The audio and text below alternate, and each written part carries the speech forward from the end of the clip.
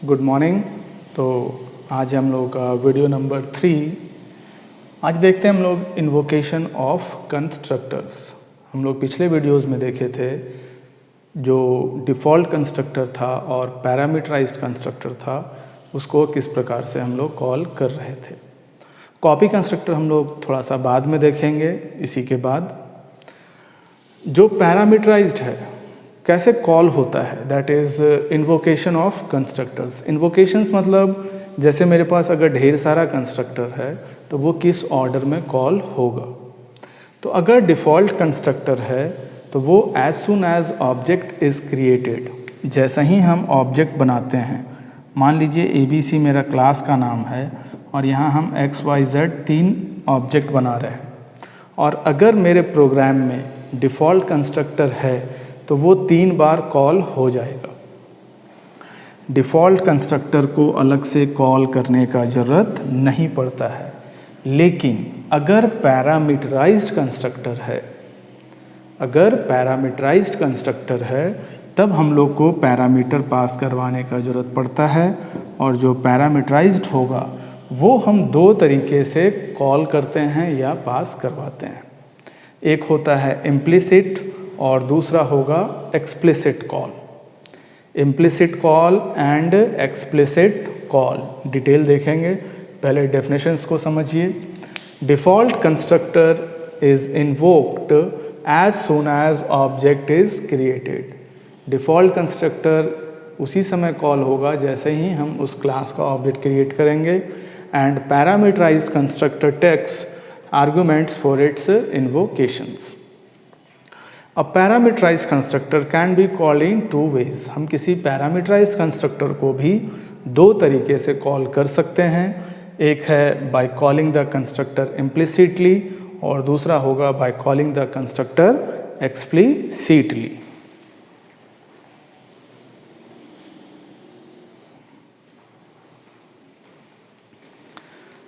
तो आइए देखते हैं implicit call to the constructor and explicit call to the constructor किसको कहते हैं। ध्यान रखिए, पैरामीटराइज्ड कंस्ट्रक्टर को हम 2 तरीके से कॉल कर सकते हैं। एक तरीका होता है इम्प्लिसिट कॉल और दूसरा तरीका कहलाएगा एक्सप्लिसिट कॉल। इम्प्लिसिट में क्या हो रहा है, इट मीन्स जो हम लोग पहले यूज़ कर रहे थे, ये काफ़ी पॉपुलर मेथड है, हम लोग ज़्यादातर जगह इम्प्लिसिट का ही यूज़ करते हैं, लेकिन कहीं कहीं हमको एक्सप्लिसिट भी देखने को मिल सकता है। इम्प्लिसिट में क्या होता है, it means that the constructor is called even when its name has not been mentioned. ये बिना नाम का, जैसे यहाँ देख रहे हैं कंस्ट्रक्टर का नाम नहीं लिख रहे हैं, और इसमें देखिए कि हम कंस्ट्रक्टर का नेम भी प्रोवाइड कर रहे हैं। Constructor name is also provided. Constructor का नाम भी हम लोग प्रोवाइड कर रहे हैं। तो यहाँ ध्यान दीजिए कि जो इम्प्लिसिट होगा इसमें सिर्फ हम ऑब्जेक्ट बनाएंगे और इसमें पैरामीटर्स को हम पास करवाएंगे, और जो एक्सप्लिसिट होगा इसमें क्या होगा कि हम ऑब्जेक्ट बनाएंगे और इसके साथ जो हम कंस्ट्रक्टर का नाम होगा वो भी सप्लाई करेंगे। तो एक्सप्लिसिट कॉल और इम्प्लिसिट कॉल दोनों तरीक़ा से किया जा सकता है। बेहतर कौन सा तरीका है, ऐसा कुछ नहीं है, आप इसको भी यूज़ कर सकते हैं, इसको भी यूज़ कर सकते हैं। एग्ज़ाम में मान लीजिए अगर आउटपुट में दे दिया है तो ऐसा नहीं कि ऐसा लिख दिया है तो वो गलत है। ये मेरा क्लास का नाम था या कंस्ट्रक्टर का नाम था, क्लास का नाम ही है, ये मेरा फंक्शन का नाम है। तो कंस्ट्रक्टर तो था ही वैसा फंक्शन जिसका नाम उसके क्लास का नाम का था, तो इसीलिए यहाँ पे उसका नहीं आ रहा है। एक्सप्लिसिट में क्या हो रहा है कि name of the constructor is also provided, और इसमें कंस्ट्रक्टर का नाम जो है वो प्रोवाइड नहीं किया जाएगा। तो ये था मेरा एक्सप्लिसिट और इम्प्लिसिट। एक तरीका और है कॉल करने का जो कि कहलाता है टेम्पररी इंस्टेंस का तरीका। इसमें क्या होता है कि हम लोग कोई ऑब्जेक्ट क्रिएट नहीं करते हैं, बिना ऑब्जेक्ट क्रिएट किए हुए कॉल हो जाएगा। वो तरीका कहला रहा है आपका टेम्पररी इंस्टेंस। टेम्पररी इंस्टेंस इसमें क्या होता है कि ये मेमोरी में तभी तक रहेगा जब तक वो एक्टिव होगा। जैसे मान लीजिए ABC, अब ये तो मेरा क्लास का नाम है। अब यहाँ पे डायरेक्ट हम वैल्यू भेज देते हैं 345.100। तो ये जो हुआ, यहाँ देखिए कि कोई ऑब्जेक्ट नहीं बनाए हैं, ये मेरा क्लास का नाम था, इसी में हम पैरामीटराइज्ड या पैरामीटर्स को सप्लाई कर दे रहे हैं। ये तो मेरा फंक्शन का नाम था। तो इस प्रकार से अगर हम कोई काम कर रहे हैं तो ये मेरा कहला रहा है टेम्पोररी इंस्टेंस का तरीका। जो टेम्पोररी इंस्टेंस होता है ये मेमोरी में टेम्पोररी रहता है या तभी तक रहता है जब तक कि उसका यूज़ हो रहा है, और जैसा ही उसका यूज़ ख़त्म होगा वो मेमोरी से डिलीट कर दिया जाता है। और टेम्पोररी इंस्टेंस जो होता है वो कह सकते हैं एनोनिमस होता है। तो डेफिनेशन क्या कहता है? Temporary instance is the one that lives in memory as long as object is being used or referred। जब तक वो यूज्ड या रेफ़र किया जाए तभी तक कह सकते हैं वो यूज़ हो रहा है या रेफरेंस्ड होगा, FER और रेफरेंस्ड। और जैसे ही उसका यूज़ ख़त्म होगा वो डिलीट हो जाएगा। After its use it is automatically deleted. Temporary instance जो होता है, temporary instance are anonymous. Anonymous होता है that is object having no name is known as anonymous.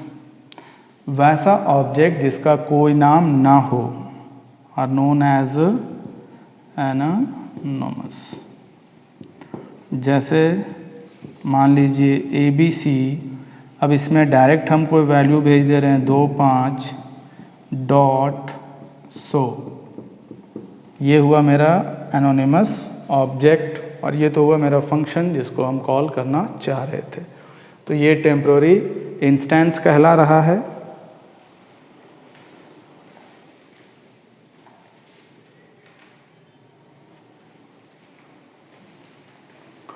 तो चलिए अब शुरू करते हैं हम लोग कॉपी कंस्ट्रक्टर। जो तीसरा टाइप था वो था मेरा कॉपी कंस्ट्रक्टर का। ये किसको कहते हैं?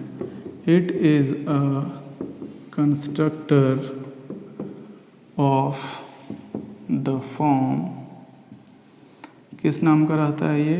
Class name and class name.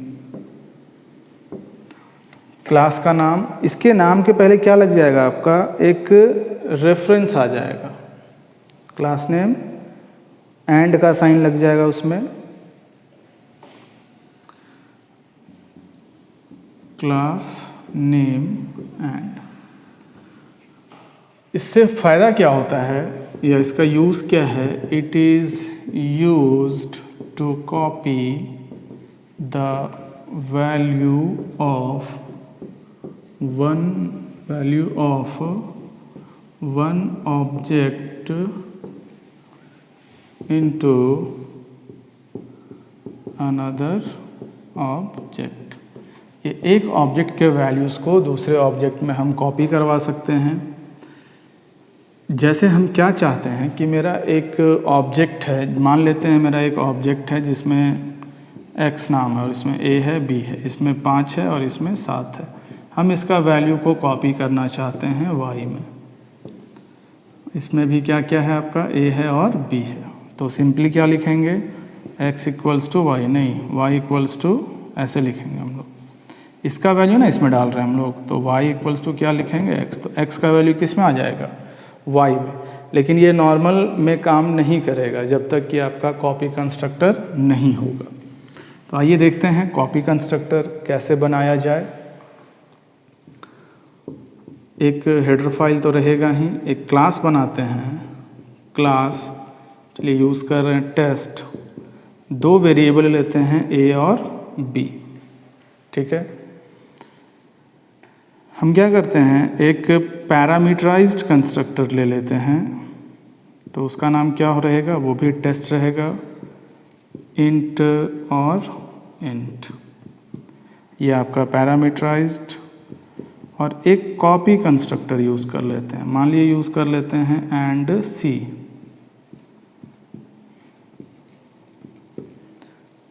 ये मेरा पैरामीटराइज्ड हुआ और ये मेरा कॉपी हुआ।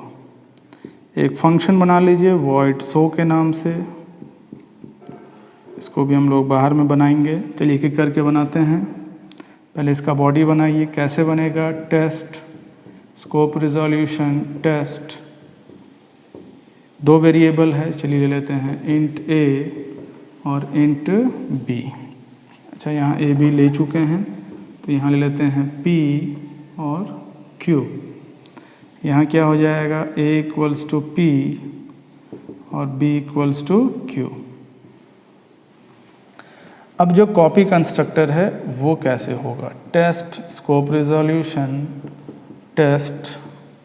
अब यहाँ क्या होगा, टेस्ट एम्परसेंट t, और यहाँ क्या हो जाएगा, a equals to t dot a और b equals to t dot b।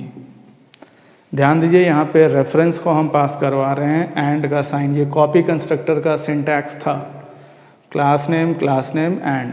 अब ये क्या करेगा, t के अंदर जो वैल्यू था, t जो मेरा ऑब्जेक्ट था वो रेफरेंस, इसका जो कॉपी में जो पास होगा उसका वैल्यू किस में डाल देगा, आपका a में, और इसका वैल्यू किस में डाल देगा, b में।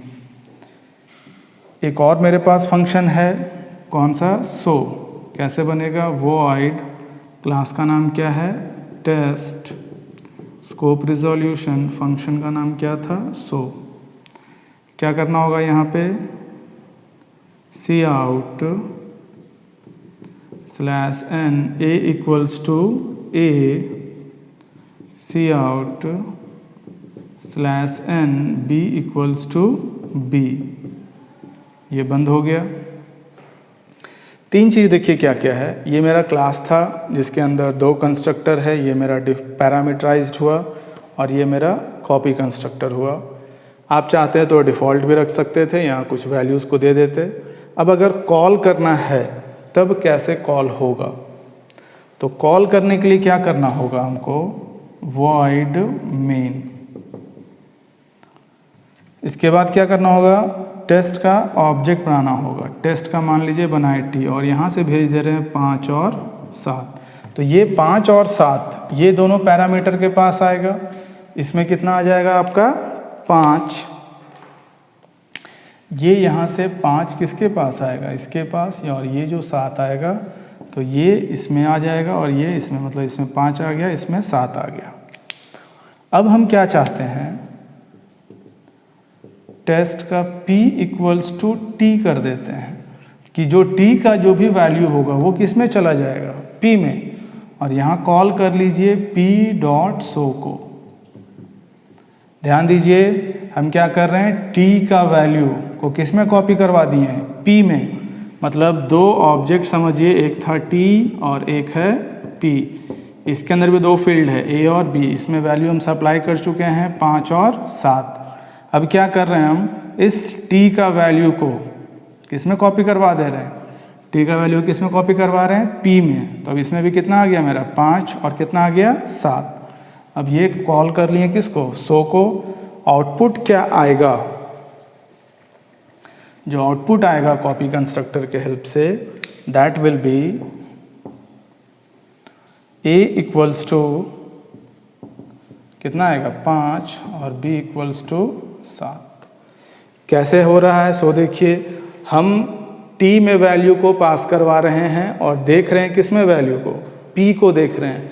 t में पास करवा रहे थे और p को देख रहे हैं। ध्यान दीजिएगा यहाँ पे, ये मेरा t, ये कॉपी कंस्ट्रक्टर कॉल हो रहा है, कॉपी कंस्ट्रक्टर। बाकी नेक्स्ट क्लास में हम लोग इसको और डिटेल में पढ़ लेंगे। आज के लिए इतना ही।